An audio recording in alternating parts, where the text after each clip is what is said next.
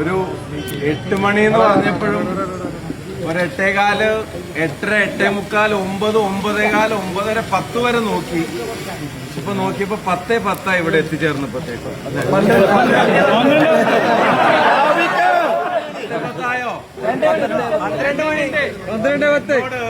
എന്നോട് വാങ്ങിച്ച പറഞ്ഞു ഇനി വേറൊരു ദിവസം വരണം.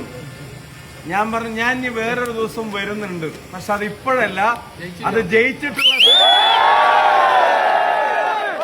കേരളത്തിൽ 140-ൽ പാറ പോലെ ഉറപ്പുള്ളത് ഏതെങ്കിലും എടുക്കാൻ പറഞ്ഞാൽ അതിലൊന്ന്. അതുകൊണ്ട് ഞാനിനി ഇവിടെ കൂടുതൽ പ്രസംഗിക്കേണ്ട കാര്യമൊന്നുമില്ല. എനിക്ക് ഒറ്റ കാര്യം പറയാനുള്ളൂ. ഈ ആവേശം മുഴുവൻ എത്തേണ്ടത് ബൂത്തിലാണ്, ഓരോ വീടുകളിലുമാണ്, ഓരോ വോട്ടർമാരിലേക്കുമാണ്.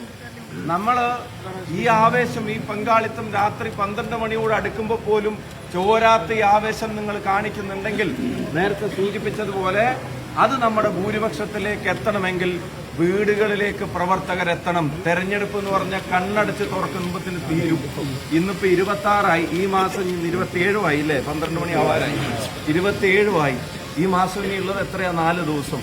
അടുത്ത മാസം 9-ാം തീയതി തെരഞ്ഞെടുപ്പ്, 8-ാം തീയതി സൈലന്റ്, 7-ാം തീയതി കൊട്ടിക്കലാശം, ബാക്കിയുള്ള 6 ദിവസം.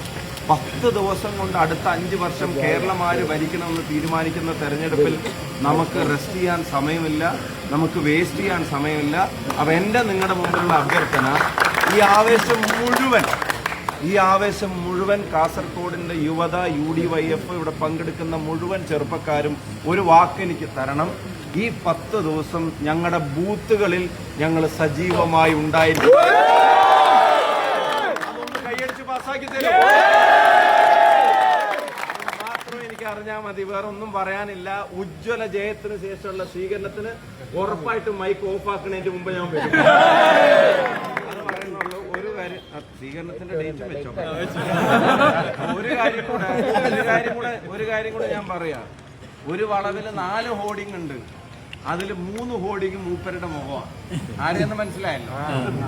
സർക്കാർ കുറച്ചു ദിവസമായിട്ട് PR-ന്റെ തള്ളും ഏർപ്പാടൊക്കെ ആയിരുന്നു.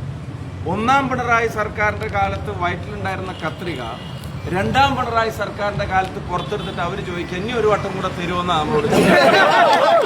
അപ്പോ ആ ലോഡിംഗ് 3 എന്ന് എഴുതി കാണിക്കുന്നത് കണ്ടാൽ ആളുകൾ അപ്പ തീരുമാനിക്കും വോട്ട് UDF.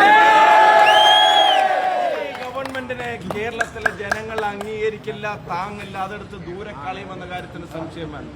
അത് നമ്മുടെ മേലുള്ള ഉത്തരവാദിത്തമാണ്. പിന്നെ മറ്റേ ടീം ഇപ്പൊ തെരഞ്ഞെടുപ്പ് കമ്മീഷന്റെ അവിടെ നിന്ന് അയക്കുന്ന കത്തിൽ പോലും മറ്റവരുടെ ചിഹ്നമാണ് അടിച്ചു വിട്ടുകൊണ്ടിരിക്കുന്നത്. ആ ചിഹ്നം ഇവിടെ വിരിയില്ല എന്നുള്ള കാര്യത്തിന്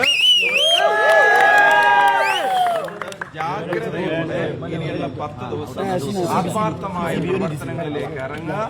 നല്ല ഭൂരിപക്ഷത്തോടെ വാങ്ങിച്ച് ജയിച്ചു വരുന്നത് കാണാൻ നമ്മളെല്ലാവരും കാത്തിരിക്കുന്നു. ആവർത്തിച്ച് ഞാൻ പറയുന്നു, ഈ ആവേശമെല്ലാം വേണ്ടത് ബൂത്തുകളിലാണ്. അവിടെ സജീവമായിട്ട് ചെറുപ്പക്കാരുണ്ടാവണം.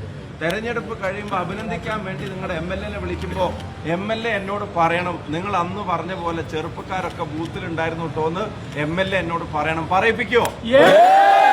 ഉറപ്പാണോ? വാക്കാണോ? കൃത്യസമയത്ത് തന്നെ ഈ പരിപാടിക്ക് എത്തിച്ചേരാൻ കഴിഞ്ഞതിൽ സന്തോഷം.